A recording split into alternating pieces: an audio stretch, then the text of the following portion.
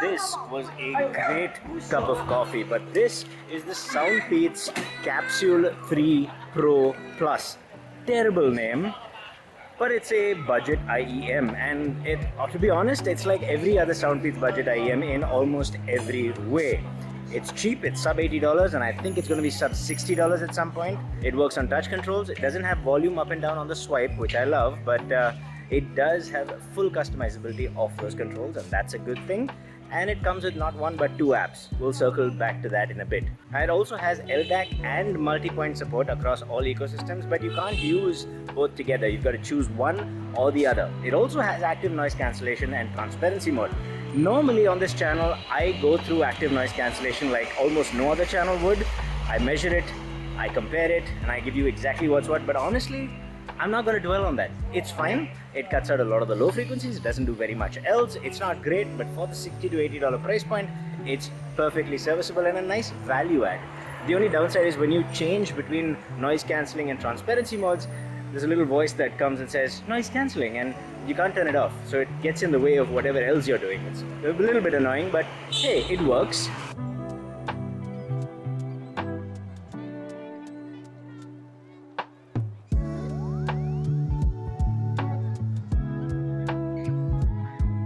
Now the reason I'm not dwelling on any of this is because, okay, before I go on, you must know that I had a lot of issues with bugs on this device, and what you need to do, shout out to Paul's POV for suggesting this. There's a button at the bottom of the case, you use it to reset it, and then most, if not all, the bugs go away. Multi-point can be a little bit contentious sometimes, but mostly it works fine. Now, the reason I'm not dwelling on any of these other things very long is because the whole marketing spiel for the Capsule 3 Pro Plus is the fact that it used something called a MEMS driver. This is not a new technology, but it's relatively new in its implementation in producing sound. And the thing about a MEMS driver is it's got some disadvantages and advantages. The advantages, it's very easy to consistently manufacture it, so you've got consistent performance over many units, so less unit variation. It's also very small and compact, so you can make the IEM smaller. And it's got very little mass, so it has supposedly good transient response and all that jazz. But there is a downside, and that is that it needs to be powered. So if you have a passive pair of IEMs, that's difficult. You'll have to run power through the cable. But if you happen to have an IEM that has a battery in it all the time, Bluetooth earbuds, well, that is a perfect pairing, and that is exactly what Soundpeats has done. Unfortunately, they don't seem to have lent into the advantage very much. For example, the MEMS driver is very, very small, but the Soundpeats Capsule 3 Pro Plus isn't. In fact, it looks pretty much the same as all their other IEMs, and I suspect one of the reasons is Soundpeats has probably invested into the mold for this, and to get money out of it, you have to make as many IEMs in that mold as possible. But also, because this implementation of the MEMS driver is in concert with a good old-fashioned bog standard 12mm dynamic driver. Whew, this whole vlogging thing makes my arm tired. Now, the interesting thing is, MEMS drivers can produce the entire frequency range, but this dynamic driver produces from 20 Hz to 6 kHz everything you're listening. And if you know anything about the frequency spectrum, most of the music you hear is within this spectrum. The only thing above 6 kHz is the treble. So the only thing the MEMS driver is actually doing is producing the upper treble. That's it. Most of the sound you're hearing from this is still from a bog standard dynamic driver. That's not a bad thing, nothing wrong with the dynamic driver, but it's an interesting choice.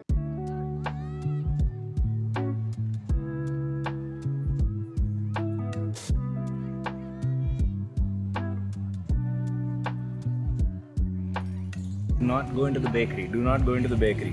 Oh shit. I went into the bakery. Okay, so I'm going to put up a frequency response graph, and if you don't know how to read that, that's okay. I'll make it really simple for you. What you see is basically the frequency spectrum, 20 Hz to 20 kHz, and the amplitude. So how loud a certain frequency is. So it's a squiggly line. Wherever that line is up is boosted. So those frequencies are boosted. For example, the bass is boosted.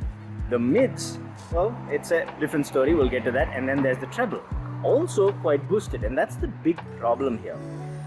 I know that MEMS driver is supposed to be highly detailed because it's so light and so has such little mass and all that jazz, but there is detail and then there's just pushing treble. This is the latter. There is a lot of bass and it's kind of fun. I'll be honest, people like bass, they've given you bass, it's a lot of fun. Good sub-bass extension, good mid-bass punch, I don't mind it. The mids are a little oddly tuned. It's as if someone knew what boxes to tick, like the sound engineers went, okay, the bass must be boosted and there must be a dip around 250 Hz because that clarifies the mids, so let's put that in. The thing is, yes it does, but the problem is doing that also reduces the overall heft of the mid. So vocals will tend to sound a little bit thinner and sharper, and certainly in this case they do. Problem with this kind of tuning is it's like a box ticking exercise without truly understanding what's happening here. And the end result is a sound that is very bombastic. It's a lot of bass and a lot of treble in your face, but it does get very fatiguing over time. By the way, that treble spike is way too high.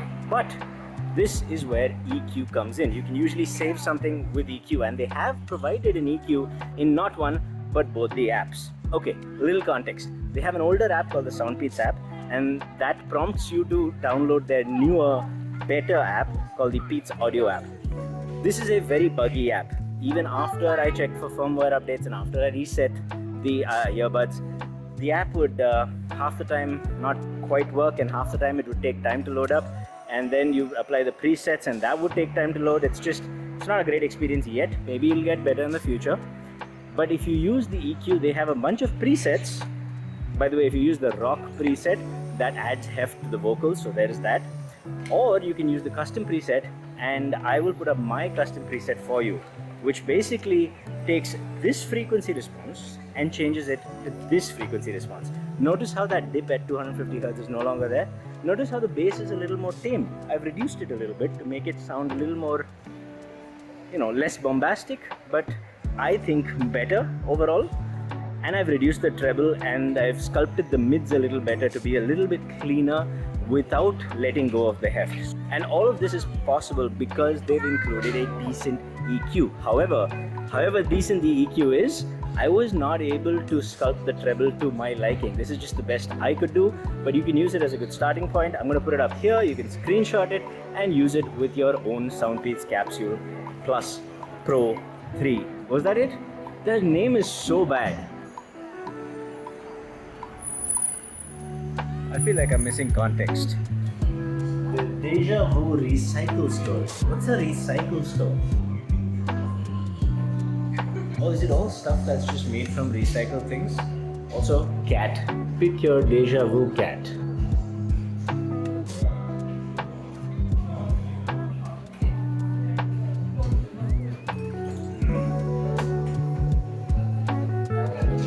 Now it's a bookstore.